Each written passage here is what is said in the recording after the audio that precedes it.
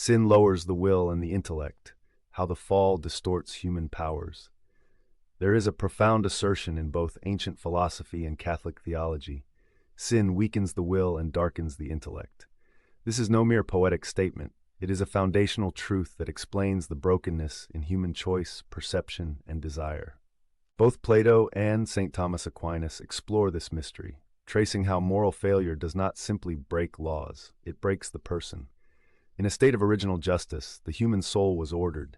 The intellect saw truth clearly. The will loved the good. The passions obeyed reason. This harmony was not an illusion. It was the design. In Plato's tripartite soul, reason should rule over spirit and appetite. For Aquinas, this meant a rational soul rightly ordered toward God. Sin, then, is not only rebellion against God, but disintegration within the self. The will is the spiritual faculty by which we choose. In a state of grace, it is free to choose the good. Because it knows the good, but sin weakens this freedom. What begins as a choice becomes a habit. What is indulged soon controls.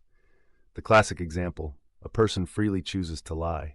Over time, lying becomes easier. The conscience dulls. Eventually, the will becomes enslaved to deceit. St. Thomas says the will becomes captivated by a lesser good.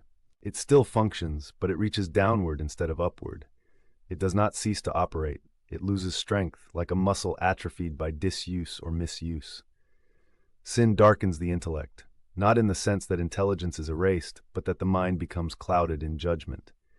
In Aquinas' thought, the intellect is meant to perceive truth, especially the highest truth, God. When sin enters, the intellect is no longer elevated by grace. It sees not what is, but what flatters. It rationalizes, justifies, deflects. Plato captured this in the image of the cave. The sinner mistakes shadows for reality, preferring illusions over the painful light of truth. The sinner, having turned away from the good, loses the capacity to recognize it. We see this dynamic everywhere. A person addicted to pornography finds themselves unable to form real intimacy. The will, bent by repeated sin, cannot choose long-term love over momentary pleasure. The intellect, meanwhile, begins to view others not as persons, but as objects. A corrupt business person, once idealistic, slowly becomes desensitized to exploitation. The intellect, rather than pursuing justice, now produces clever arguments for greed. The will no longer recoils, it collaborates. A youth raised in virtue compromises for social approval. At first, their mind knows right from wrong. But with repeated sin, the will no longer resists, and the intellect begins to call evil freedom. The downward spiral. Aquinas calls this concupiscence, the disordered desire that remains after sin.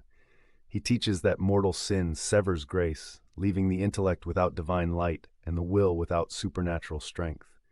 Without grace, the soul no longer ascends, it descends. The person becomes what they repeatedly do.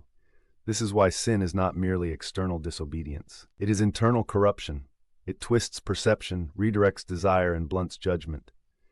But the human soul is not doomed. Grace restores what sin destroyed. The sacrament of confession, Aquinas teaches, revives the will by restoring charity and enlightens the intellect by reuniting it with truth.